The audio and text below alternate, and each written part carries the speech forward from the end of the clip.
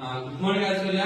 ఈ రోజు మనం తెలుగు భాష సంబంధించి గొప్పదనం ఈ పదాలు చూస్తే మనకు అర్థమవుతుంది. నేను చదువుతాను, నువ్వు కూడా చదువునా.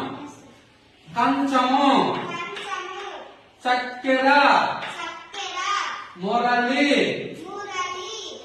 కారము, రగడ, ముడత,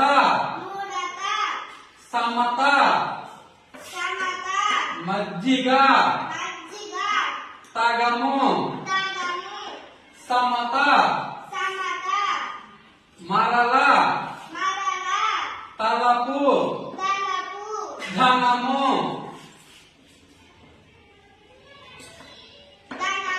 నవ్యత, ముతక, కోవెల, వెన్నెల, లలన. ఈ విధంగా పదాలు మన తెలుగు భాష గొప్పదనం. ఇలాగా కంచము అని చెప్పేప్పటికి ఇదే విధంగా ఈ లైన్ కూడా కంచము. ఆ విధంగా మన తెలుగు భాష ఆ విధంగా మనం అనుకుంటున్నాం. అందుకే మన తెలుగు భాష అంటే మనందరూ కూడా గర్వకారణం. ఓకే.